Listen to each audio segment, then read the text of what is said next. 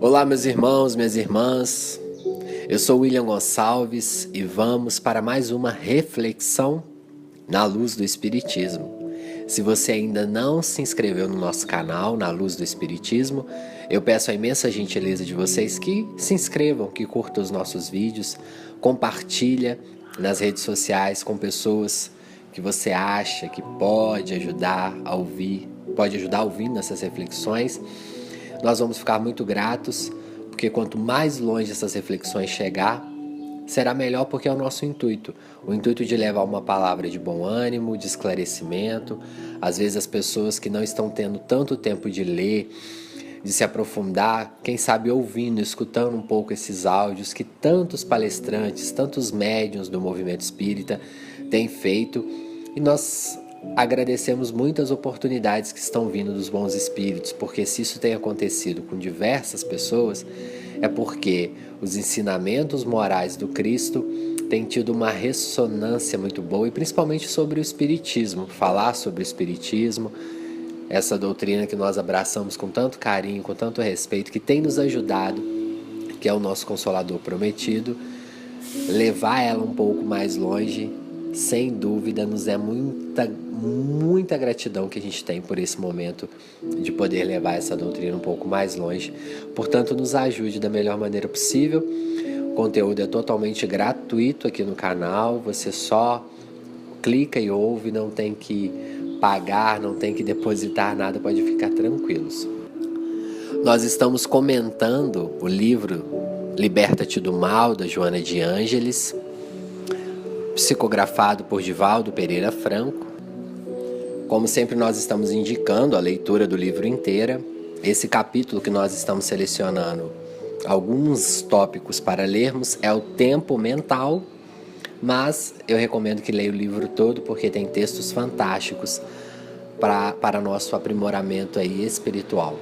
Antes de começarmos a reflexão do dia, nós vamos trazer uma mensagem do Cristo que está lá no livro Boa Nova, do irmão X, Humberto de Campos, psicografado por Chico Xavier.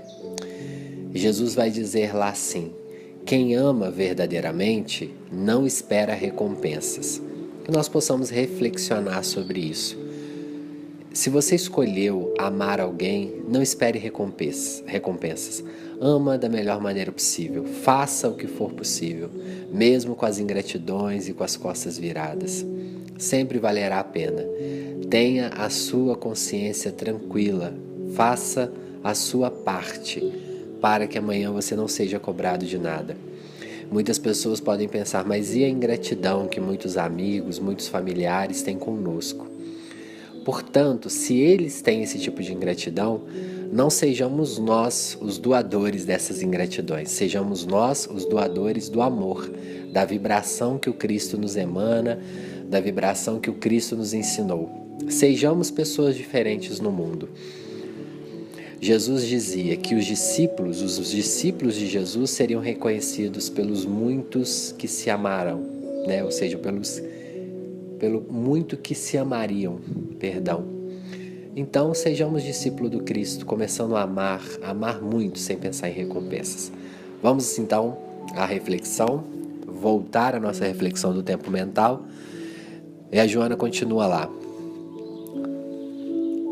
Mesmo quando a gente tira um tempo, a Joana fala, de espaço físico, havendo a oportunidade de tempo cronológico, não existe o de natureza psíquica, porque a mente se encontra abarrotada de ideias e propostas, compromissos e complexidades futuristas, inquietando as pessoas que não desejam ficar ultrapassadas no contexto do grupo social insaciável em que se encontram situadas.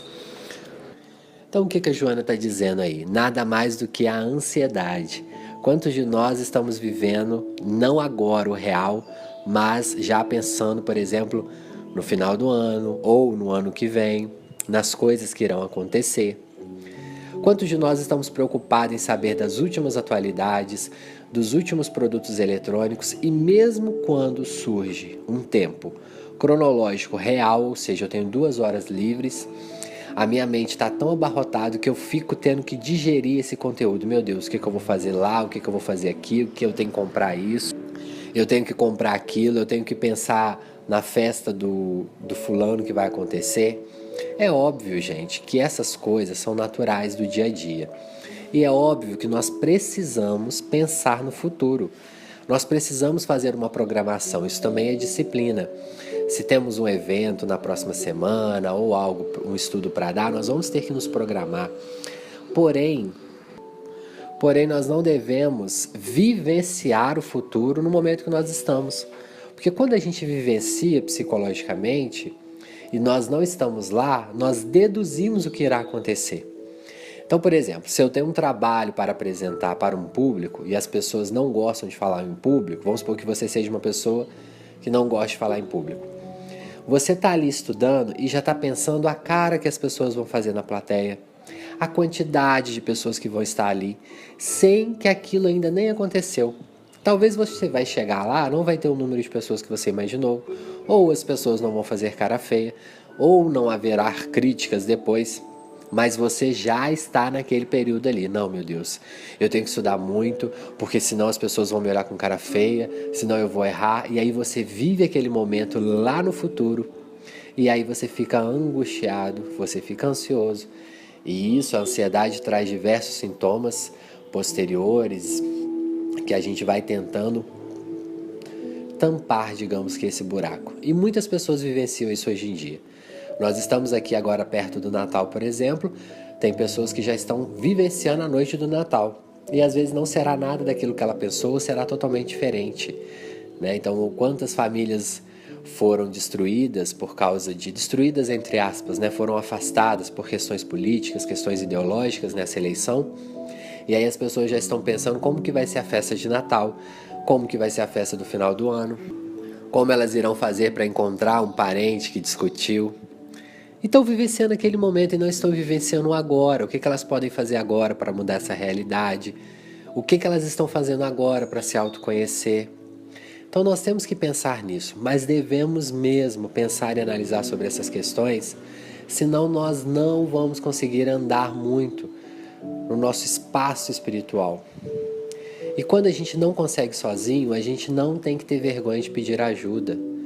Ah, eu tenho vergonha de ir até um psicólogo. Não tem que ter vergonha, não tem que ter medo.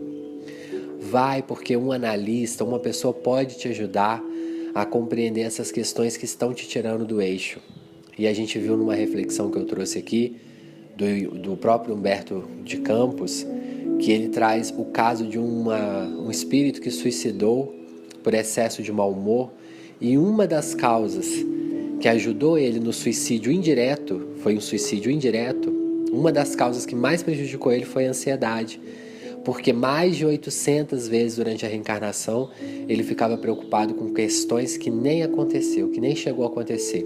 E algumas que ele ficou extremamente preocupado aconteceu, mas de maneiras diferenciadas, porque tem algo que a gente se preocupa que vai acontecer, como por exemplo a morte de um parente, de um ente querido, de um animal de estimação, vai acontecer. Mas não é melhor eu aproveitar o melhor momento agora com essa pessoa, com esse animal, com essa situação? Ah, você vai vivenciar lá no seu trabalho pensando que você vai ser mandado embora amanhã? Não, faça o seu melhor hoje. Se foi, nada é por acaso, siga em frente. Ah, não é tão fácil, William. Quando acontece a gente fica no chão. Fica. Vivencie esse período de tristeza, mas angarie forças para poder sair dele da melhor maneira possível. Por isso que o tempo mental é muito importante, porque quando a gente treina esse tempo mental, quando a gente também estiver passando por esses momentos de perda de ente querido, de perda de animais de estimação, de perda de um patrimônio material, uma casa, um dinheiro, a gente vai ter forças, ressignificação, resiliência para sairmos dele. Para nós cristãos, a prece também, sem dúvida, é um auxílio magnânimo. Então nós não podemos também deixar de orar, mas para orar também temos que ter o silêncio mental, temos que treinar. Porque lá no Evangelho segundo o Espiritismo está falando das preces que não se entendem. O que é aquilo ali que eles estão falando, os espíritos? Eles estão falando disso, de pessoas que oram palavras repetidas e não entendem o significado.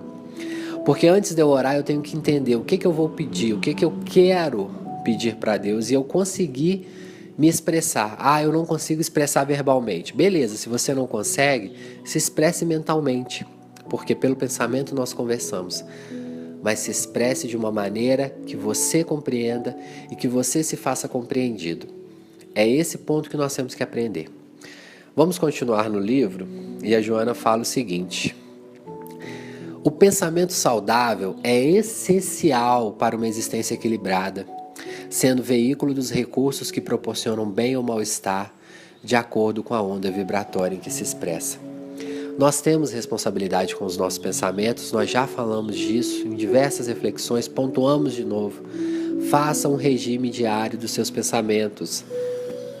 Muita gente simplesmente fala, eu não vou conseguir, e não faz, mas tente. Quando começar a pensar algo angustioso, algo negativo, quando começar a pensar mal de alguém que você gosta ou de alguém que você não goste mesmo, quando vier na sua mente alguma notícia trágica, tente na hora reduzir esse fluxo de pensamentos. Vai tentando. Vai gradativamente diminuindo, melhorando seus hábitos, porque os nossos pensamentos são situações que a gente vivencia. Então os locais que você vai, a música que você ouve, o que você assiste na televisão, as pessoas que você conversa influenciam. Tem situações que nós não podemos escolher, mas se nas outras nós escolhemos bem, quando a gente for chamado para estar com uma pessoa que só pensa negativo, que vibra negativo, ou quando a gente for chamado para assistir uma tragédia, nós vamos estar muito mais equilibrados para vivenciar aquela situação. Por isso que a Joana coloca aqui, olha, é necessário, o ser humano necessita do silêncio mental, de espaço físico para a autoidentificação, para o autodescobrimento. Pensamento é matéria, gente, é algo vivo. Os espíritos vêm através, quando chega um espírito perto de nós, ele já tem um grau de evolução, ele consegue ver pelas nossas formas de pensamento aquilo que nós estamos mais pensando, mais emitindo. Então é uma matéria que fica em volta do nosso perispírito. Portanto, nós precisamos desse espaço mental para nós nos autodescobrirmos, ouvirmos a voz da nossa consciência. Então é imprescindível esse espaço físico, porque se o pensamento é físico, eu preciso desse espaço físico. E isso, gente, a meditação e a oração ajudam muito. Se você nunca meditou, faça a experiência. Mas meditação é coisa de budista. Não, quem disse? Meditação é você silenciar, é você se autodescobrir. Não é deixar de pensar, é selecionar os pensamentos. Treine, faça uma experiência aí. Começa a fazer hoje. Não é... Tem gente que acha que vai começar a meditar, vai meditar 10, 20 minutos. Não é isso. Tente 1 minuto. Tente selecionar os seus pensamentos. Tente melhorar o que você fala. Isso tudo vai auxiliar na hora de você meditar.